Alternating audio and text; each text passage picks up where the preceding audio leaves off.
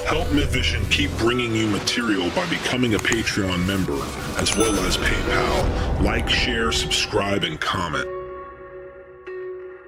We are MythVision.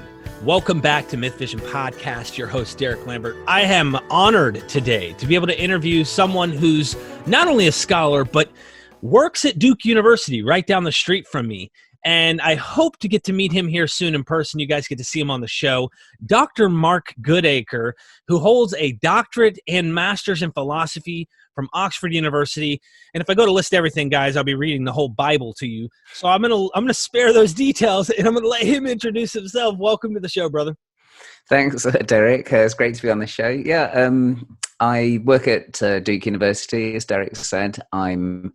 I have a fancy title they've given me, which is really nice. They do this sometimes, these places. I'm known as the Francis Hill Fox Professor of Religious Studies. I'm currently the chair of the Department of Religious Studies as well, which basically means that I spend far too long on admin and not enough time on the things I really enjoy, which is doing research about Christian origins and being in the classroom and talking about it. Wow. Well, sounds like you've done your research, especially when I sent you some of these questions to get your thoughts on them. And you're like, yeah, I'll take them. And I'm like, those are some pretty heavy-hitting questions, but I'm sure you've dealt with them. So we're going to get into some of that stuff. Ladies and gentlemen, he's written quite a few books. Would you tell us a few of those books? And you're going to see them on the screen. Go down in the description. Make sure you guys get a copy of each one of these books. The one we're going to talk about mostly today is dealing with Mark. So not only Mark, but the Gospel Q. And what does this why is this important? So Mark, if you don't mind, introduce, please. Sure. It's I suppose the thing I'm most well known for, insofar as I'm known for anything, I wrote a book in 2002 which I called The Case Against Q. And that basically argues that one of the pillars of a lot of New Testament criticism, the hypothetical document Q, actually never existed.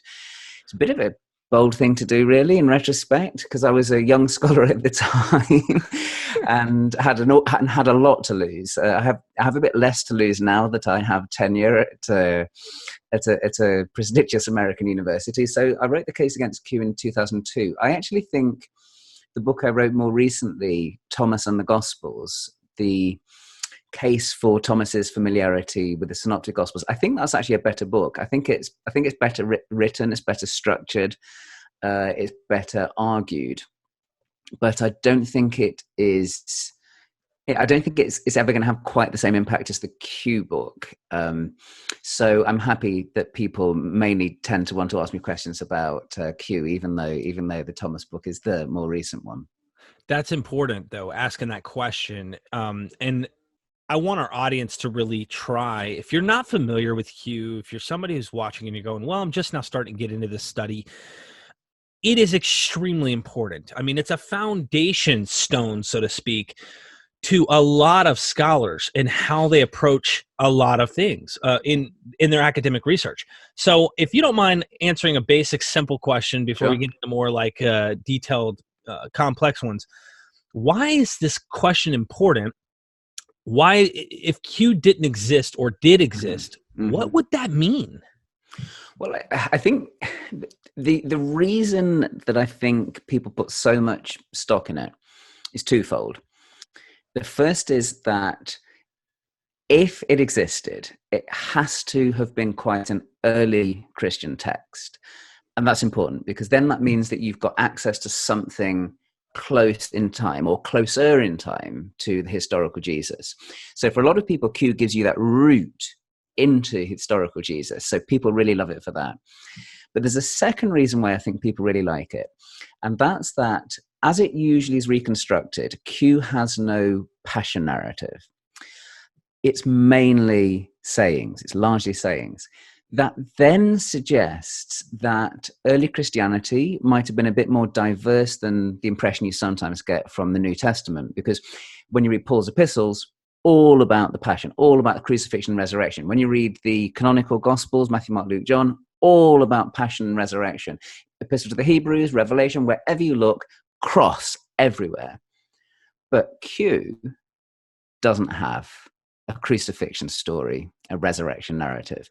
And so Q has this great appeal to people who can say, oh my goodness, look at how diverse and different early Christianity was. Christianity without the cross. I mean, you can see, I mean, even if you know nothing about it, the idea of Christianity without the cross is hugely interesting, and for anyone that wants to do kind of revisionist history. That's a fact. Even a gentleman that I constantly do recordings with, Dr. Robert M. Price, he is a supporter of Q. And I know there's Q, Q plus, there's all these different letters and stuff. But he makes this like reference real quick, and he says the same thing about the sayings in Q, similar to the Gospel Thomas, which is why you guys really need to get Mark's book on Thomas so that you can say, well, did he know the Synoptics? Does this answer some questions? I think it might. I definitely got to get that one. So let's dig into some of these questions. I'm going to start from the top. This is scripted questions, ladies and gentlemen. If I tried to memorize this, goodness gracious, you'd hate me for it. What is Q? I'll just say in relation to scripted questions that the answers aren't scripted, though. I'm happy to say. Occasionally, when you do, when one does media work, especially these days, they will give you not only the questions, but they'll give you the answers that they want you to give. And sometimes I have to say to people, I'm sorry, I'm not saying that anyway. So thank you for that. What is Q? So Q is a hypothetical early Christian source.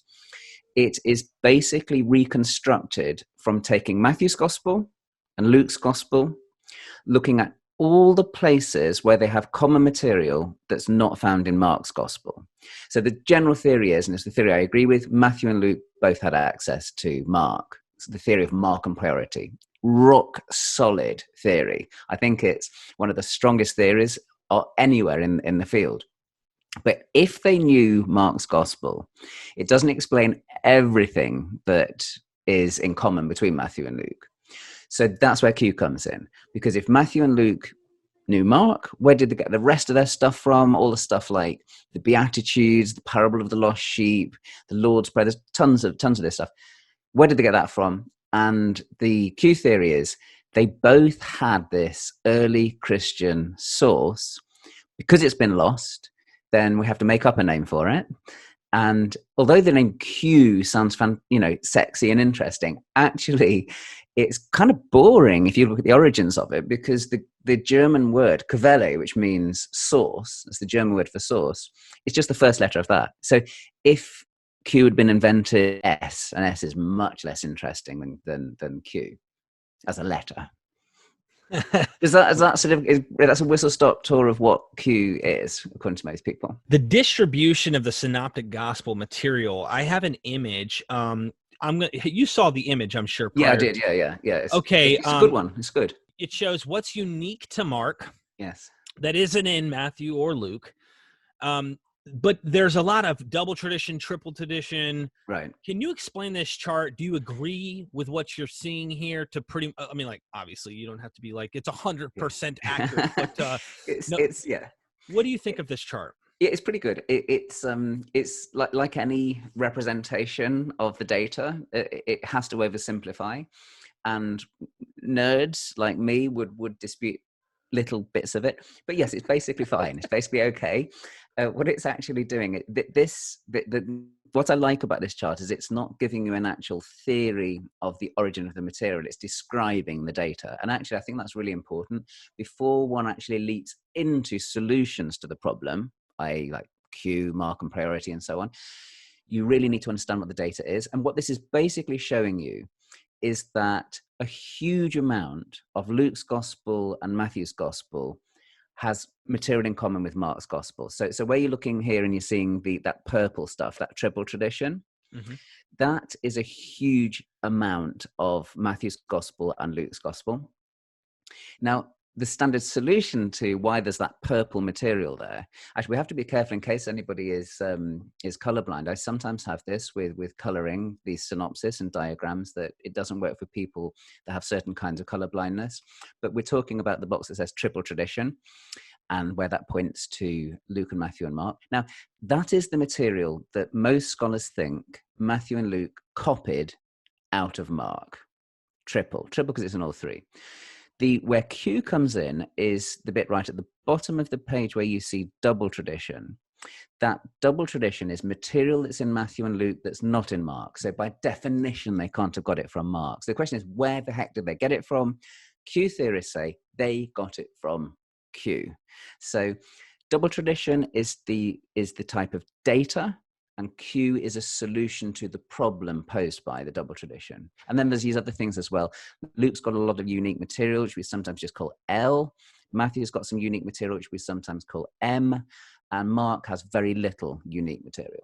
Let me ask you this before we get off this chart, because this isn't really in the vein, but where you said double tradition, I suspect this is where a lot of debate comes in. Yeah. Because would it be, and you could just yes or no it, and we'll move on because I'm sure we're going to touch into this, but the double tradition here, this is something they have in common where you might argue, I suspect, that they knew of each other. This is why this material shows up in both, or at least one knew of the other, so to speak. Okay. Yeah, that's basically, so where I suppose come into this is that I have argued in the book we talked about, Case Against Q, that Q does not exist. They did not get this material from an imaginary lost source. It's actually the oldest, easiest explanation in the world, which is that Luke copied it from Matthew. He didn't get it from some lost document. He copied it directly out of Matthew. He had a copy of Matthew's gospel. He knew it well.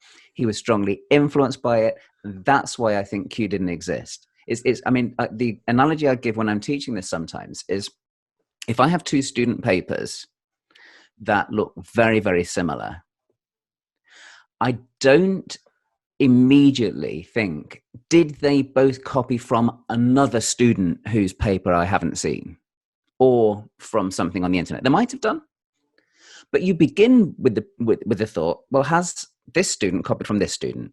Did this student have this student's paper in front of them? And in fact, there was one occasion where I actually had this. It was in my previous job at the University of Birmingham in England. And a group of us were looking at these two papers that were really similar. And we actually had a kind of a live synoptic problem type discussion. And I found myself in the weird position of saying, well, do you think that they could have copied it from some unknown third source, that, something that they'd found on the internet or something? And we couldn't quite work out what was going on. But the nice thing was we actually could get the students in and interview them. So what we did is we got them in two separate rooms. We didn't tell them in advance what we were interviewing them about. Then we told them each separately. One person said, oh my goodness, did she copy out of my essay? I lent to my essay. I didn't think she'd copy it. So we had one person saying that she was the source of the other. And the other one said, yeah, I'm sorry, I did. I copied my friend's paper. So that's a kind of a Luke Matthew type situation. What I think happened is they didn't have some document that has just vanished from the face of the earth. Luke had Matthew. It's the simpler solution. And simple solutions are sometimes not the right ones. Sometimes in life, in history, in the ancient world, complex answers are the right ones. But this, I argue, is one of those occasions when the simple solution is actually more plausible. And when we don't have, let's say we can't prove it, we can't interview them, it does seem like an Occam's razor possible argument here to make the most sense of a real situation. Mm-hmm. And of course, you go into arguing this in your book. So Markan Priority versus Markan Posteriority. Mm-hmm. If this was not addressed in your book already, the Case Against Q, you dedicate a chapter to affirming Markan Priority and some confusion over this assumption that impedes Q skepticism. Can you describe this a bit? Give your thoughts regarding the strength of the hypothesis of Markan Priority? Yeah, I mean, what happens when you look at the synoptics first off, there's a really important thing you've just got to get on the table, got to get established first. And I called this in the Case Against Q, setting in place the cornerstone. And it's that Matthew and Luke, I think, beyond reasonable doubt, were they had a copy of Mark's gospel. They knew it extremely well. They copied from it, and they were influenced in the whole way they structured their gospels. Now, how do we know that's the case? And people across history have argued that maybe Mark was the second gospel using Matthew, or maybe it was the third gospel. He had them both, had Matthew and Luke. I argue that that's really unlikely for a range of reasons. I'll just touch on one of them. Quite often you find in Matthew and Luke that they're copying a passage from Mark, and they make changes at the beginning of the passage, and they will make characteristic changes. They'll say things that they often say elsewhere. So to give you an example, Matthew begins the story of the death of John the Baptist by changing what Mark says about Herod. He in Mark's gospel, Herod is said to be a king, and now that Herod was not a king. He was a tetrarch. He was a ruler of a fourth, like Galilee and Perea. So Matthew makes a good change. He says, no, it's Herod the tetrarch. And you read this, you think, oh, good old Matthew. He likes a bit of accuracy and a bit of detail. You then carry on through the story, and by the time you've got to the end of it, Matthew's drifted back into calling him Herod the king, right? So what you're seeing there is what I call I didn't coin the term, but I sort of popularized it. But when I talk about the phenomenon of fatigue, editorial fatigue, where a writer drifts into the wording of their source against what they had actually done earlier in the piece. Now, you can find so many examples of this type of thing in both Matthew and Luke, examples that make much better sense if Matthew and Luke know Mark than if Mark knew Matthew and Luke, that I think that's an indicator that they had Mark's gospel, and it wasn't the case that Mark had Matthew and Luke, or that Mark had Matthew, or something like that. That's very much a whistle-stop tour. There have been lots of arguments about Markan Priority over the years, some good, some not so good. But that's one of the ones that I think is a stronger argument. Maybe I can interview you in the future and get other examples from you. Maybe Sure. That was an awesome example. Sure. I really like that, because I can only imagine, like, even the people that you caught with these copying these papers, if you really probably compared that paragraph and you looked into it real close, you might find that doesn't line up with something she said later. So that's interesting. Right. In fact, I actually had a case of a very poorly done bit of plagiarism where a student had copied out of a textbook. And I knew the textbook really well because it was written by one of my graduate advisors in Oxford. And so I knew instantly when I saw it, I recognized the style. And one of the things this student did is she actually copied out a sentence that said, as we saw earlier. But she hadn't included the earlier bit. I mean, like I said, that was a poor bit of plagiarism, and but yeah. So it's that phenomenon of, and you can see people do it in other places as well, where they lapse into the wording of their source, because sometimes it's hard to sustain changes all the way through a particular passage. Excellent. All right, gap, or the gaps between the Gospels. You make a very interesting point on page 48. The greater the gap in time between Matthew and Luke, the less likely it becomes that Luke did not possess a copy of Matthew's Gospel. Mm-hmm. Conversely, the shorter the gap, the more likely Luke did possess. Can you explain the mechanics and the dating scheme, so to speak, in the sequence? Yeah, for the Q theory to work, you have to say that Matthew and Luke were writing round about the same time, because you have to maintain they're ignorant of one another. As soon as Luke knows Matthew, or in theory, if Matthew had known Luke, the Q theory kind of explodes under the force of that point. So one of the big questions is it likely that both Matthew and Luke wrote round about the same time, writing a very similar thing? And to be clear on this, Matthew and Luke are really, really similar books. They're probably the two most similar books to one another that you can find in early Christian literature. They both begin with a birth narrative, which Mark doesn't, John doesn't, Thomas doesn't, Peter doesn't, as far as we know. They both end with resurrection appearances, which Mark doesn't. They both have the fundamental same Markan structure, Markan skeleton that they slot sayings into. They're just really, really similar projects. So for them to have done this independently of one another is already kind of striking. But as soon as you say, well, could one of them been written quite a bit later than the other? And this is where the sort of this question of the kind of the gap between them comes in. One of the things that's really worth paying attention to is that Luke looks much more like a second or third generation text than Matthew does. And what I mean by that is, if you look at the very opening of Luke's Gospel, Luke 1:1-4, the preface of Luke's Gospel, there Luke self-consciously refers to many, the Greek word is poloi, many, who have written narratives before him, who've attempted to, that there are other texts out there. And for someone to begin in that kind of self-conscious way makes him much more likely to be a little bit later, whereas Matthew just launches in like he's writing the Bible. I mean, I think Matthew thinks he's writing scripture. He just goes, and he was right, of course, it did become scripture, but he just goes straight in. Luke's got that self-conscious element there.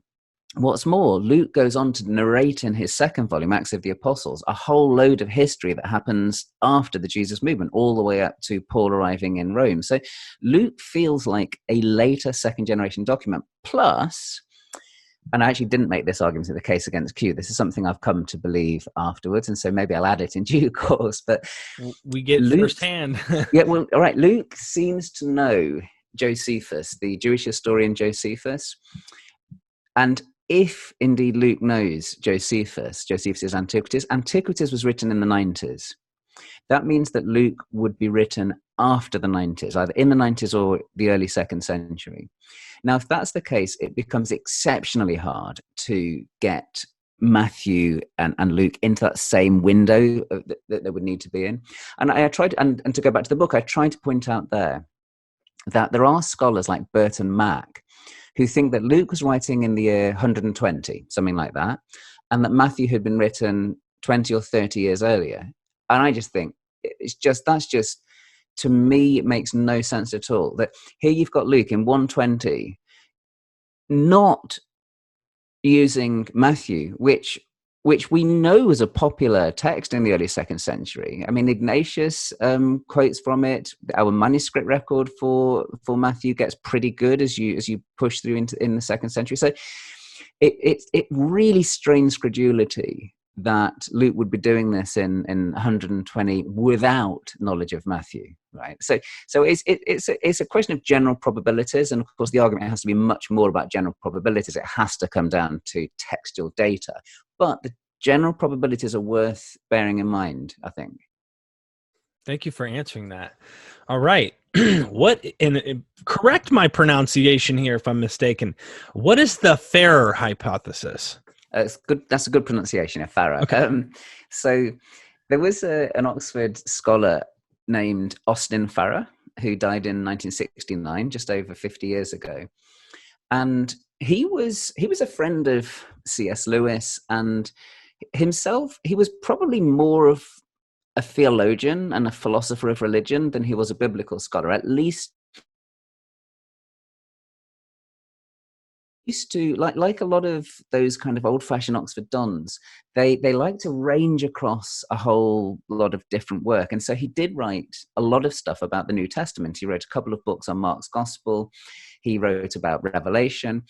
And he also wrote an article about Q. It was 1955, and he called it On Dispensing with Q. And he simply argued that if Luke could be seen plausibly as having used Matthew, then we simply don't need Q. Q just collapses under its own weight. So he uses this word dispense. It can go, it can fly. So Austin Farrer wrote this article, and almost everybody that read it went, what a load of rubbish. And I mean, you can read stuff from the late 50s and the early 60s, and they're going, I think Q's here to stay. I mean, I've written about Austin Farrer, written a couple of articles about him. And it was fascinating just looking at the reaction in his day. People thought that, what is this rubbish? I mean, they were really dismissive. But Farrer had a student called Michael Golder. And Michael Golder thought, this is right. This anti-Q thing's right. And he picked it up and ran with it. And long after Austin Farrer had died, Golder just argued in a series of articles and in a couple of books.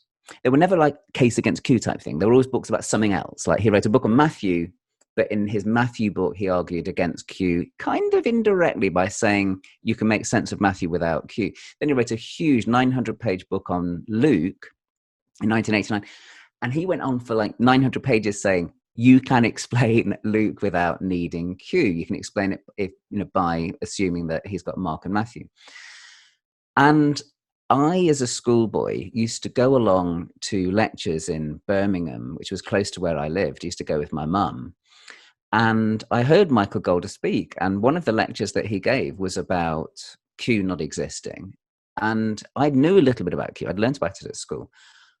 And I thought, this just seems eminently plausible to me.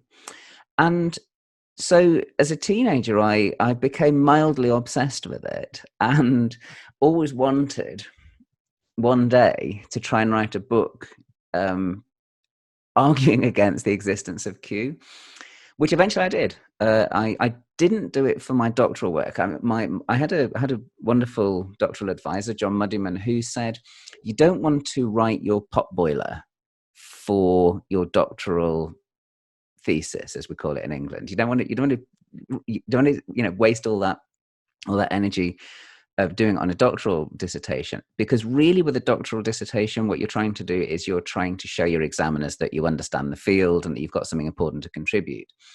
He said, save the Q book, which I did. And that gave me more time to think about it. Sometimes in scholarship, it's great if you've got a little bit of time to let things percolate and think and to strategize. Sometimes scholars don't strategize. They just think, oh, everyone will find this persuasive. I'm just going to dump it all there and then you can sort it out. And the thing is, you have to think about persuasive rhetoric and how to structure an argument, how to present an argument. And I mean, I sometimes think I should have waited a little bit longer and it might have been a better book. But anyway, I wanted to get it out because eventually impatience got the better part of me. So yes, I then published this piece, The Case Against Q, 2002. And I've written several articles since. I've also written a summary book, which I've called The Synoptic Problem, A Way Through the Maze. And that's available for free on the internet for anybody that wants to look at it. And in that book, you just walk through the issues step by step. That was, I wrote that one about 20 years ago. Thank you. It's a really long answer, wasn't it? I'm sorry. No. The beginning question was Austin Farrer, wasn't it? That's it doesn't matter. That was excellent. That was well done. I'm sure you know a lot more now than what you did in 2002. So, you've contributed a lot in this field. Let's talk about minor agreements, and this take me a second to read if this wasn't already addressed. So the so-called minor agreements between Matthew and Luke seem to be a real battleground for debates over the existence of Q, and I think this is the area we were talking about, that 24% or whatever on the chart. Can you speculate on the explanations for why the author of Luke felt the need to rework Matthew in the precise way that he seems to have done, making sweeping revisions to Matthew that Q advocates have so much trouble justifying? What can we deduce about Luke's authorial and theological agenda based on his revisions of Matthew? And can this agenda also be detected in the book of Acts? I guess here's a couple of excerpts from the book that I think are pertinent. Should I read those excerpts, or? I'm happy just to talk to them. Okay, please. Yes, sir. So one of the things is that you have this double tradition that we looked at, which is the stuff that's in Matthew and Luke that's not in Mark.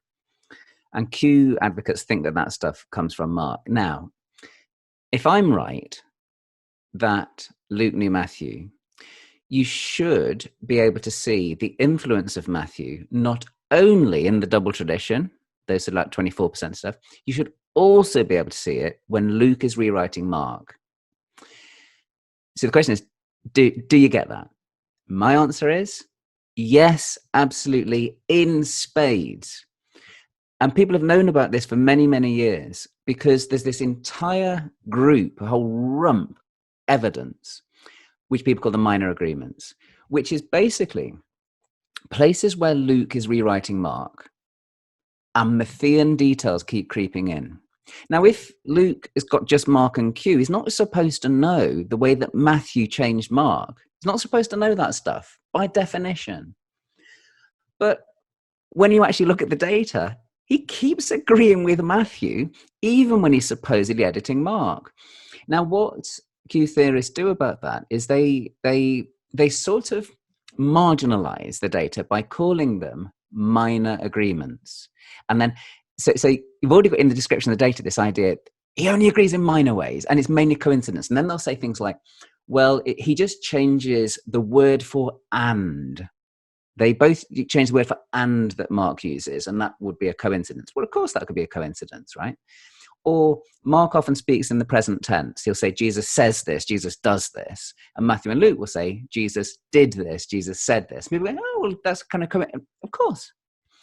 But that's not where the really interesting stuff comes. Where the really interesting stuff comes is the fact that sometimes Matthew and Luke add a whole string of verbatim stuff that's the same. I'll give you an example. In Mark 14:65, Jesus is being tormented by a group of soldiers, and they say to him, prophesy. They hit him and they say, prophesy. And that's it. In Matthew and Luke, at that point, they say, prophesy. Who is it who hit you? Now, it's 5 words in Greek. Who is it who hit you? Who's the one who hit you? Or name the one who hit you. 5 words verbatim in Greek, including one word, the word for hit, which comes only there in Matthew and only there in Luke. So what you have to say in cases like that is, how come Luke knew to write exactly the same 5 words in exactly the same spot when he's editing Mark? And you can't say, well, maybe that was in Q after all, because then suddenly Q's got a passion narrative. And it's like, oh, no, I thought Q hadn't got a passion narrative. You know, so they're really stuck when it gets to this. And if I may, it gets worse. It gets much worse than that, because it turns out that these so-called minor agreements that often aren't so minor, it turns out that it's not just those that where Matthew and Luke agree against Mark. Sometimes they agree in entire passages where they're editing Mark. Most clearly, for example, I'll just give you one example. John the Baptist is preaching in Mark chapter 1, Matthew 3, Luke 3. He's preaching. And he prophesies and he says, there's one coming after me who will baptize you in the Holy Spirit. Full stop. That's Mark. Matthew and Luke, right? He will baptize you in the Holy Spirit and fire, and his winnowing fork is in his hand, and he will gather the grain into the barn. And you're thinking, well, clearly that's not coincidence that they've added exactly the same thing, exactly the same point. So what Q theorists say there is, that's because Mark and Q overlapped. The Mark Q overlaps. And people may say, hold on a minute. I thought the point was that Matthew and Luke never edit Mark in the same way, the same time. And they go, yeah, well, they don't usually, but they do in the Mark Q overlap passages. And then you find out there's loads of these Mark Q overlap passages. In fact, it goes on from Matthew 3 all the way halfway through Matthew 4 are basically called Mark Q overlaps. And then they shunt this off, these Mark Q overlaps, and then they go back and say, and Matthew and Luke only agree with each other in minor ways when they're editing Mark. And I say, yeah, but what about the Mark Q overlaps? And they go, well, that's where Mark overlapped with Q. And I said, well, you've just made that up, you know. So anyway, that's broad. that's sort of, in a nutshell, and stated in a slightly more facetious way than I do. When I write in the books, I don't say you just made that up. That's what it sounds like to me. Yeah. You're calling it what it is, and to me, that sounds like a very educated, sophisticated way of trying to say, well, this evidence doesn't really line up with me, so we need to put it in a bracket over here. That's interesting the way you described that. We've got 20 minutes. Let's keep moving, because this is just fascinating stuff. So what about an Matthean Posteriority?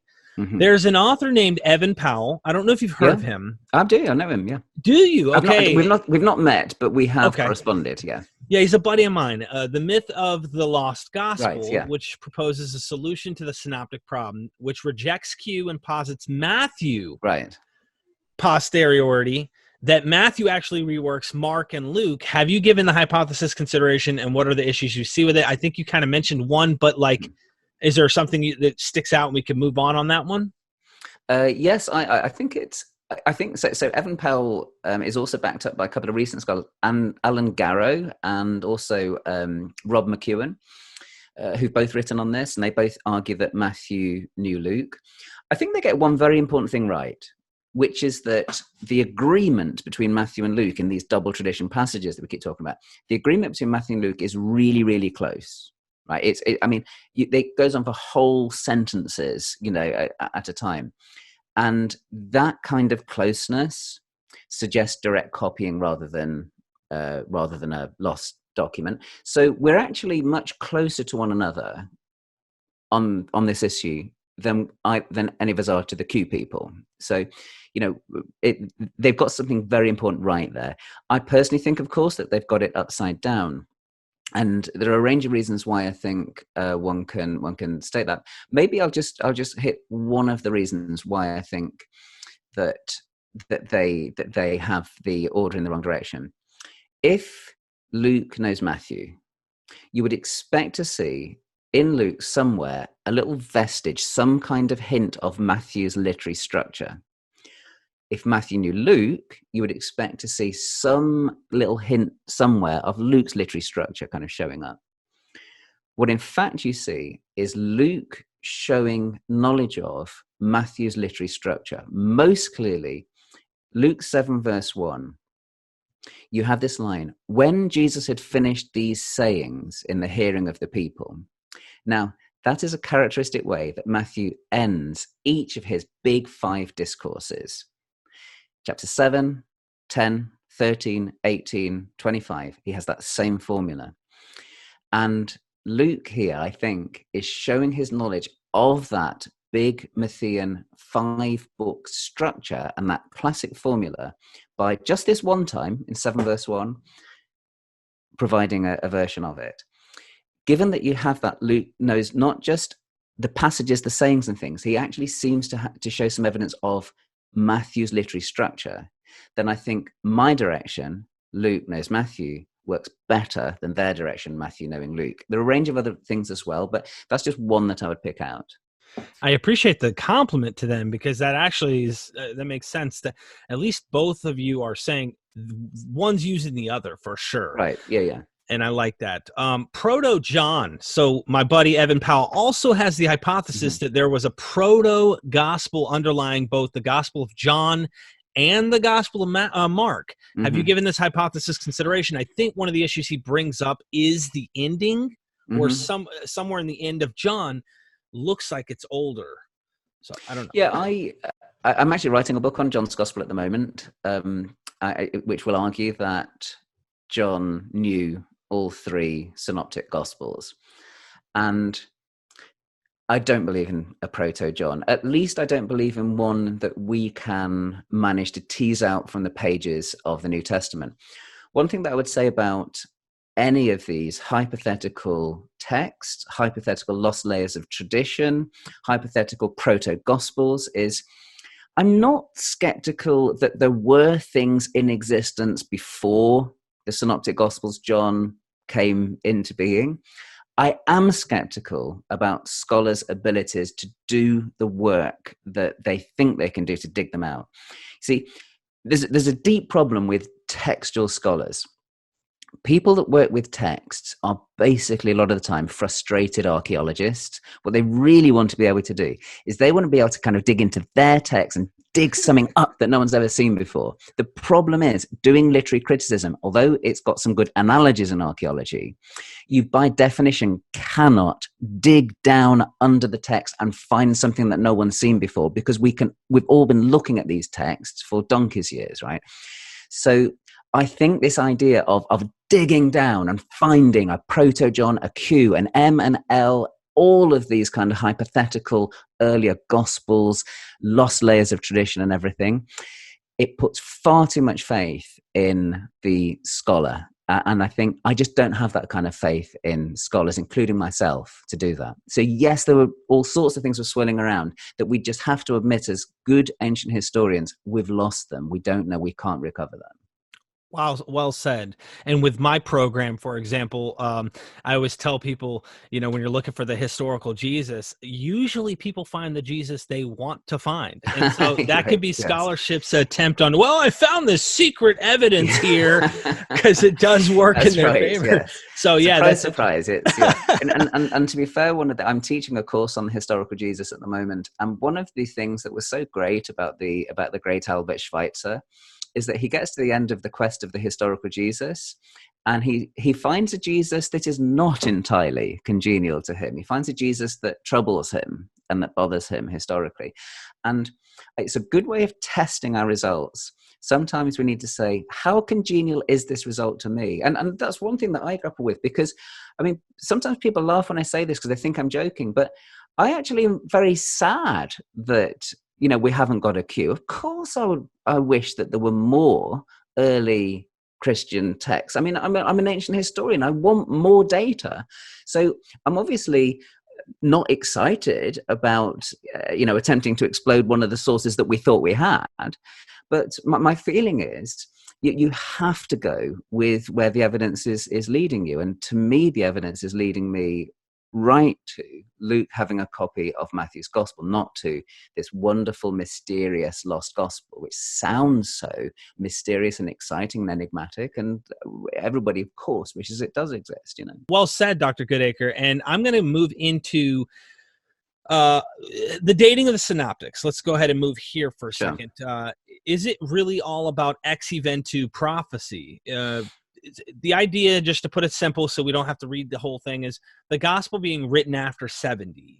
These gospels being written after 70. Is that you're taking all of them, obviously, are after 70, and they're written do you believe they're written as fulfilled prophecy? To some extent, yes.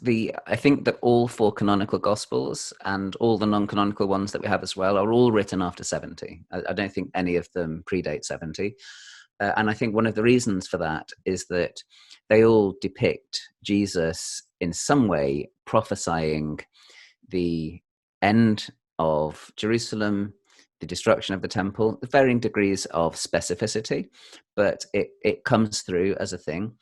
And sometimes you'll find people will say to you, they'll say, well, are you saying that Jesus couldn't prophesy things then? Are you saying Jesus couldn't predict things and everything? What I say about that is, you don't even need to ask that question. Let's say, for the sake of argument, that Jesus did a really, really precise prophecy of the Jewish war and the destruction of Jerusalem. Let's say, for the sake of argument, he did. It is still significant that gospel writers included that in their gospel. Because one of the reasons that any text contains a prophecy is that that prophecy is thought to have been fulfilled in the time that the readers are reading it. You can see it very clearly in Josephus. Josephus has a character called Jesus. He's Jesus ben Ananias, who goes around prophesying the destruction of the temple, right, in the 60s. Now, Josephus includes that because in Josephus's time, in the 90s, when he's writing Antiquities, he knows that this has happened. So it has a frisson when you're reading it, because it's happened. You'll see this. One of my favorite crappy documentaries that I think I've ever watched was a documentary called The Man Who Painted 9/11. And it was about an artist that drew prophetic pictures. He just had this amazing sort of second sight, and he drew, the Twin Towers and an airplane going to it. But the thing is, the reason why that documentary was on TV is because of 9/11. If 9/11 hadn't happened, we wouldn't be watching a documentary, a man who did pictures of stuff that didn't happen. Do you know what I mean?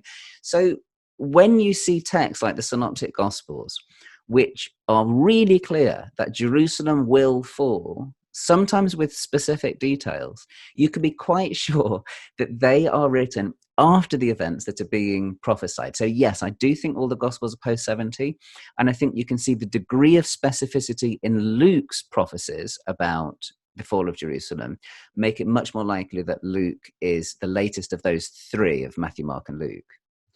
I think that's really well said. I'll end that one if you don't mind with Sure. my opinion, and you can thumbs up or say no. Okay. I think that either way it could work. Meaning, you could say this was all written after the fact and nobody actually did try to predict it, or the likelihood is that they took a scenario where there was probably a fringe Jewish sect that was rejected by the Temple Society or something to this effect that said, "Down with that evil temple and its leadership, hint, hint, you brood of vipers," and saying, "Hey, look, this thing's about to end, or it better end. God's judgment's coming." And sure enough, wouldn't you know it, it actually happens to some degree. And it's like, this is God did it. And, let's write a book. And now, and obviously, that doesn't require one to have to be written prior either. So I love that you said that, because even if it did happen, like you said, the guy painted 9/11 to be destroyed. I mean, there was a first bombing in the Twin Towers. You know, right? Exactly. Yeah. It's like, is something going to happen? I mean, the temples fell before, so right. And then here we are writing after the fact. So was that a thumbs up or a thumbs? Yeah, I think yeah. No, I think it's mainly mainly a thumbs up. Okay. I mean, I think, and I would come back to when you're attempting to reconstruct what the historical Jesus did or didn't say. That's where I think on this one has to be skeptical, simply because not because of any prior decision about what Jesus may or may not have said, but because when you have something that goes with the grain like this, it's much, much harder for the historian to say, oh, this is a bit odd. Where you have things that go against the grain, that's where the historian goes, oh, okay, this bit's definitely historical. And it's not necessarily saying it wasn't historical. It's just that it's very hard to find an argument that it definitely is. And that sometimes when you're doing ancient history, that's the way you have to work. You have to say, this is the stuff I can know for certain. And this is the stuff, who knows? I mean, so yes, but yeah, fundamentally, yeah, I think what you say is on. Thank you. I got him to agree with me. I think so. So we got a big problem here, and I hope you saw it. And I this is pretty much our last one. It's a juicy one. I want to read a little context for our audience. And right now, this is a pertinent study for MythVision podcast to investigate who are the Gentiles, what are the Gentiles. This is not a simple question for people who take this serious. So I want to start with the example above from Luke 21:24 has an interesting difference from the Synoptics with respect to the Jews being led captive into all the nations and being being trampled underfoot by those very nations, Gentiles, until the times of the nations, Gentiles, is fulfilled. And I think Romans 11 talks about this from Paul. This has language that's strikingly similar. Romans 11:25, which in turn alludes to Genesis 48:19. Perhaps this is some overt intertextual reference to Paul by the author of Luke. In an article called Paul and the Inventions of the Gentiles, published in the Jewish Quarterly Review in 2015, the authors, Ophir and Rosenzweig, on page 17 assumed that Q, they lean a lot on this document, right, was composed around the same time as Paul's epistles. And they used this as evidence that prior to Paul's mission, there was no urge to create a new community of God out of the Gentiles. To support this, they cite Q 1230 and Q 634, though they cast some doubt on the latter instance. I'll stop right there. Do you want to comment on this? Yeah, sure. One thing I would say is, it's clearly the case that the Jesus tradition, whatever form it took, did not have many stories in it about Jesus interacting with Gentiles.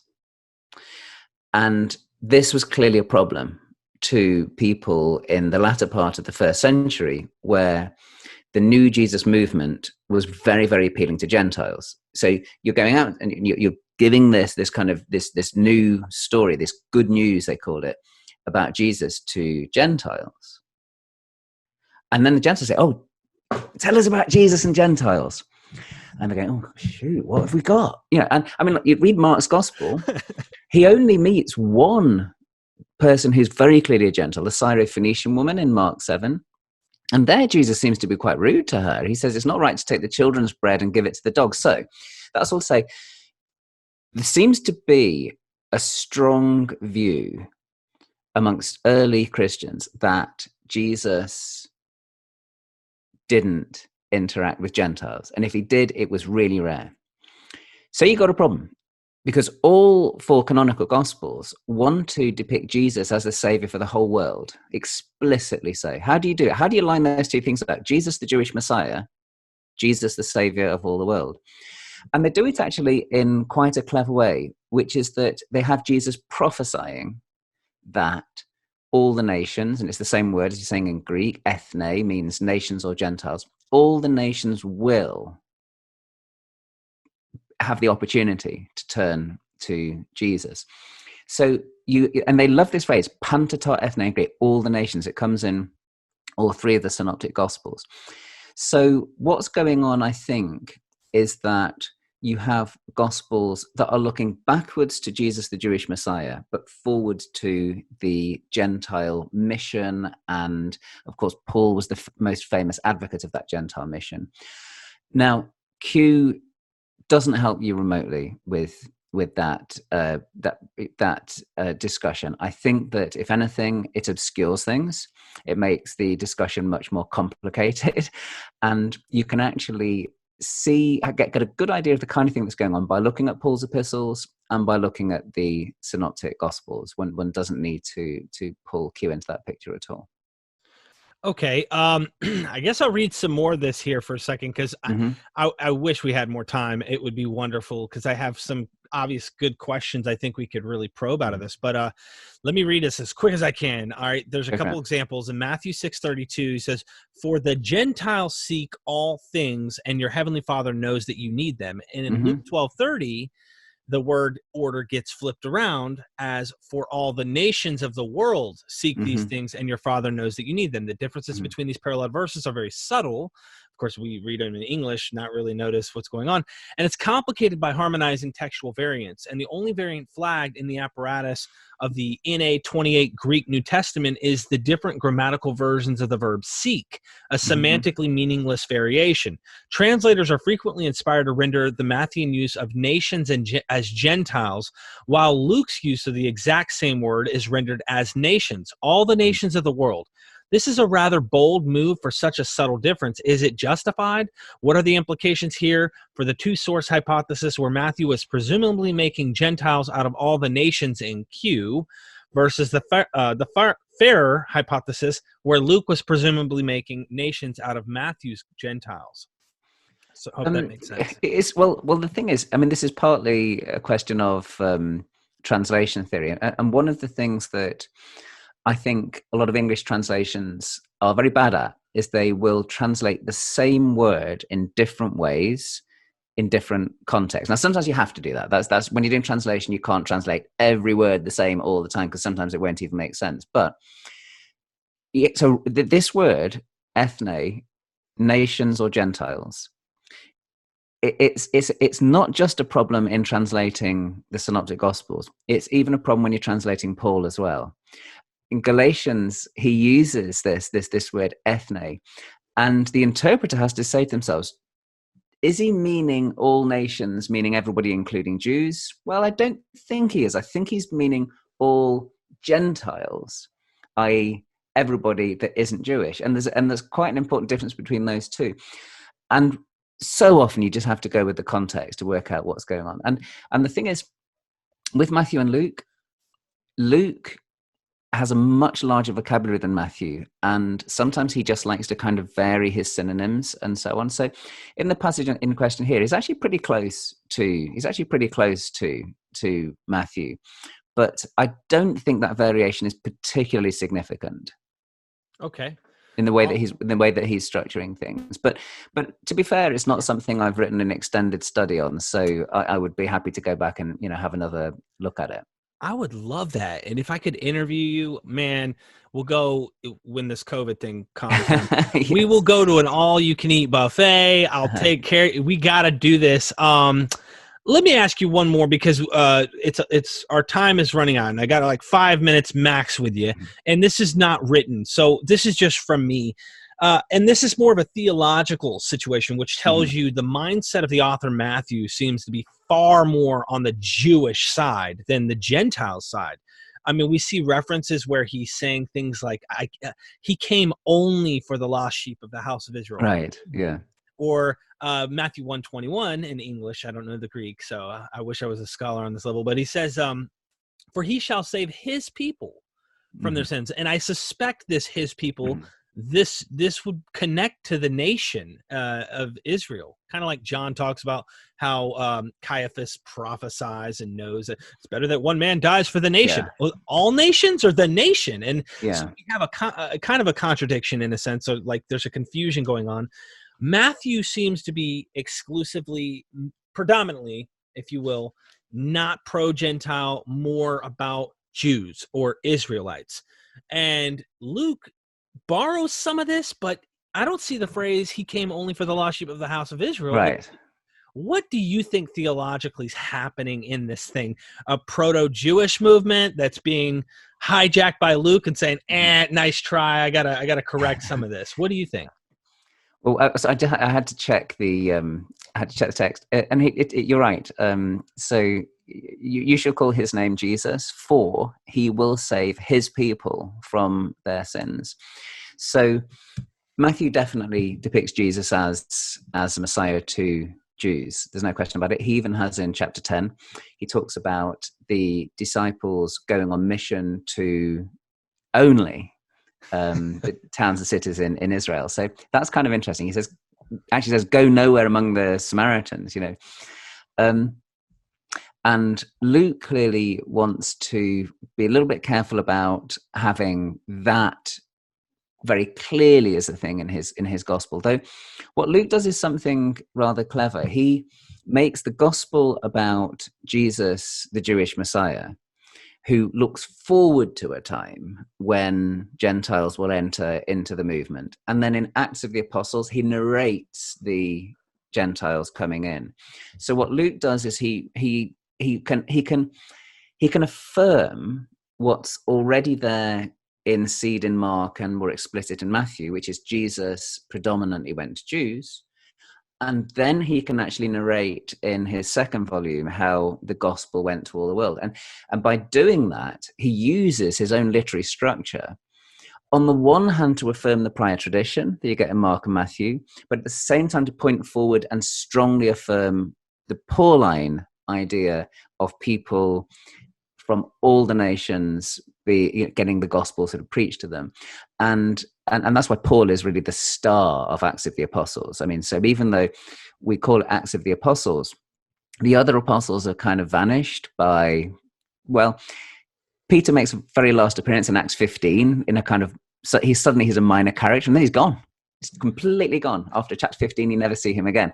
And it's all Paul. And then right at the end, Acts 28, Paul's in Rome, and he's there preaching the gospel in Rome, having wiped the dust off his feet from all those who rejected. So that's how Luke solves what was a real problem for a lot of people in the first century and second century. It was a case of, how do we square this? How do we square the fact that Jesus was the Jewish Messiah, as they saw it, with the idea that actually the movement was now becoming predominantly a Gentile movement? And all these early Christian writers that we know of, they're grappling with this problem in different ways. You mentioned Paul earlier on in Romans 11. That Romans 9 to 11 is Paul really grappling with this issue in the 50s already. This is such a big question.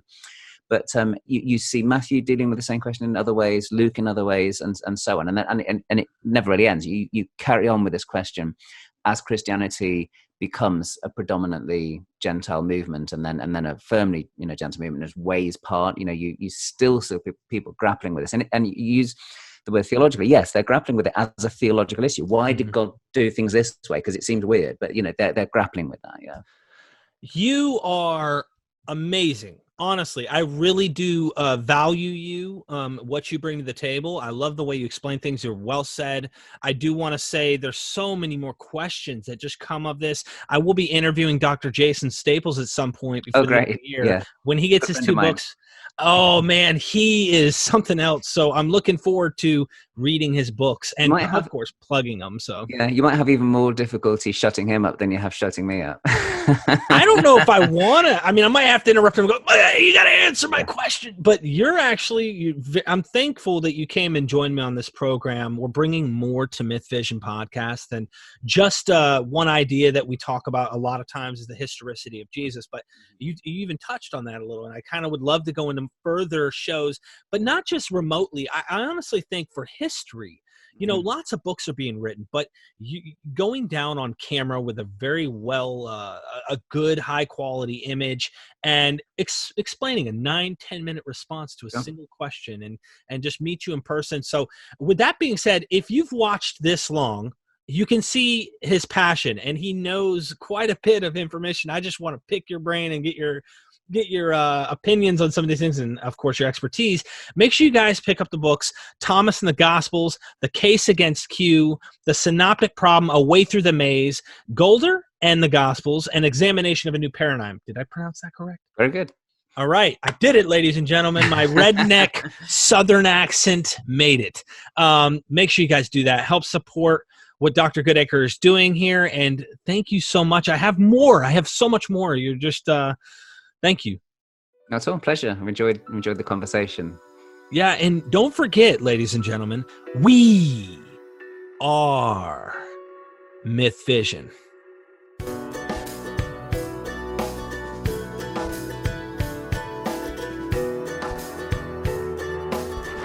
Help MythVision keep bringing you material by becoming a Patreon member, as well as PayPal. Like, share, subscribe, and comment.